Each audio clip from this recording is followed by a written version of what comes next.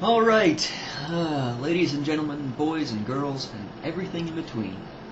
My name is Danielle, and good evening. Let's see. So, day 2.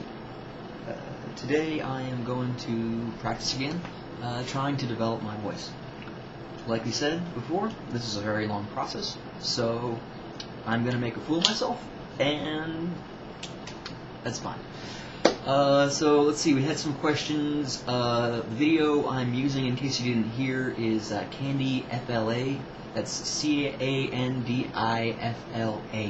Her videos seem to have helped a lot of people I know, so hopefully I can get the same or similar results eventually. But, like I said, this is a long process. It takes months, and so I'm just going to try to do some of this over YouTube, and maybe we can see the process develop, but it's going to take a long time, which is why we have a nice long book, The Art of War, to go through. Alright, so here we go. Yes, and someone asked, yes, this is a hammock. It's very nice. Anyway, so here we go. Let's see.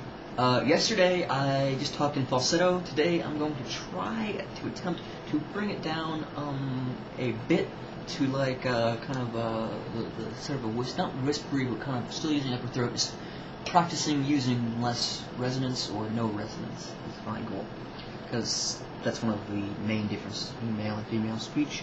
It is not necessarily just pitch. There's actually a significant overlap in terms of frequency, in terms of male and female pitch range. Obviously, there are women who talk like this. There are you guys who talk like this, but there is an overlap, and so it's more about than just getting the frequency right. You also got the main thing is decreasing resonance. At least that's my limited understanding. So I'm not an expert. I'm not a voice coach. I'm just maybe on YouTube. So, all right, let's get this cracking. So we are looking at Sun Tzu's The Art of War, where we left off with a brief introduction into one of the exploits of Sun Tzu, and now I think we're going into some of the biographical information or something like that. And again, this text is found on Project Gutenberg, an excellent source for all of your ancient out-of-copyright book needs. Okay, let's see. So, let's try this out. Alright, here we go. I'm gonna make a fool of myself. That's cool. Not gonna sound great, but it is what it is. Alright, so let's try this. About Sun Tzu himself, this is known, all that is known, that Sun Chen has to tell us in this chapter, but he proceeds to give a biography of his descendant, Sun Pen, born 100 years after his famous ancestor's death, and also the outstanding military genius of his time. The historian speaks of him as Sun Tzu. In the preface we said, Sun Tzu had his feet cut off and had continued to discuss the art of war. It seems likely then that Pan was a nickname bestowed on him after his mutilation, unless the story was invented in order to account for the name. The crowning incident of his career, the crushing defeat of his treacherous rival Yang Shan, Hang Shuan, will be found briefly related in chapter 5, section 19. Note, to return to the elder Sun Tzu, he mentioned in 2 other passages of the Qi. In the 3rd year of his reign, 512 BC, Ho Lu, king of Wu, took the field with Zhu. These Chinese names are gonna be hard. They're gonna kill me. I.e. Wu Yan, N-O-B-E, and attacked Jiu. He captured the town of Shu and slew the 2 prince's sons who had formerly been generals of Wu. He was then mediating the descent on Ying, but the General Sun Wu said, "The army is exhausted. It is not yet possible. We must wait for further successful fighting." In the 9th year, 506 BC, King Ho Lu addressed Wu Zu.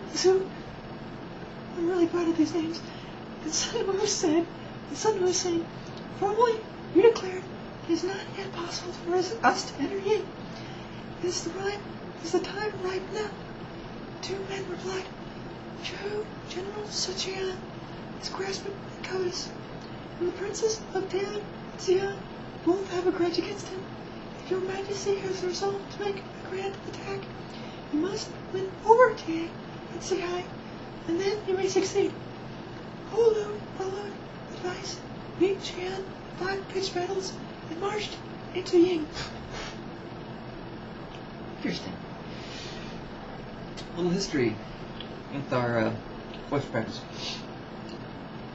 You might want to read this yourself, because it's going to be very hard to hear.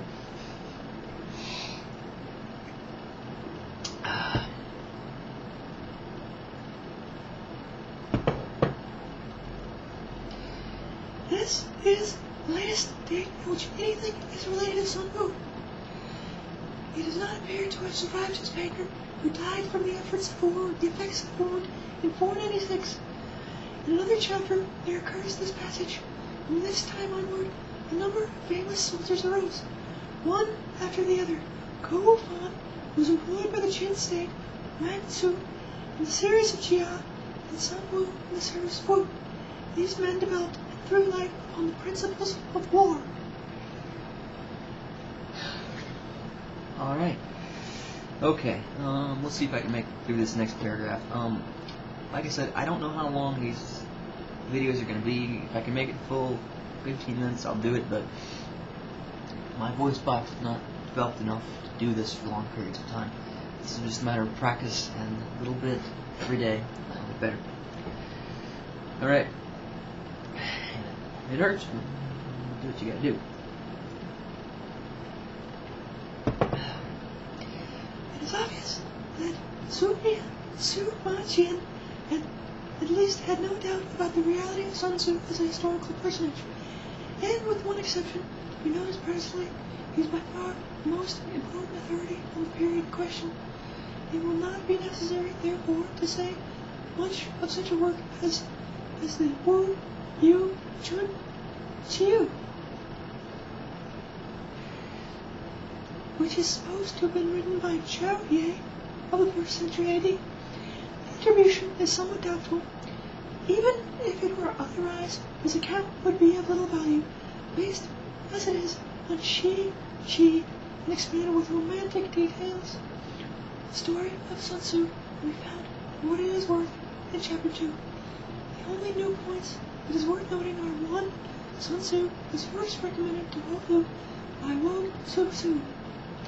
He is called a native of Wu. Sounds terrible. He had previously lived a retired life. His contemporaries were unaware of his disability. The following passage occurs in the Huayan Su. When sovereign ministers show perversity of mind, it is impossible, even for a Sun Tzu, to encounter the foe. Assuming this work is genuine, and hitherto no doubt has been cast upon it, we have here the earliest direct reference for Sun Tzu. For Mian Nan, Sun Tzu died in 122 BC, many years before Shi was given to the world. Lin Liu Zhu 80 to 9 BC says, the reason why Sun Tzu at the head of 30,000 men beat Chu with 20,000 is the latter of non-discipline. When you discipline, Deng Yishi informs us that the surname Sun was bestowed on Sun Wu's grandfather by Duke Qing Qi. Sun Wu's father, Sun Ping, rose to be minister of state in Qi, and Sun Wu beat Chu with 200,000. Is the latter that were undisciplined. Deng Yingji informs us that the surname Sun was bestowed on Sun Wu's grandfather by Duke Qing of Qi, 547 to 490 BC. Sun Wu's father, Sun Ping, rose to be minister of state in Qi, and Sun Wu himself, whose style was Jiangxing fled to Wu on account of a rebellion which was being fomented by the kingdom of Tianpo. He had 3 sons, of which the second, named Ming, was the father of Sun Ping. According to this account, Ping was the grandson of Wu, which, considering the Sun Ping's victory over Wei was gained in 341 BC, may be dismissed as chronologically possible. Whence this data was obtained by Tang Mingxi, I do not know. But of course, no reliance can be placed on them.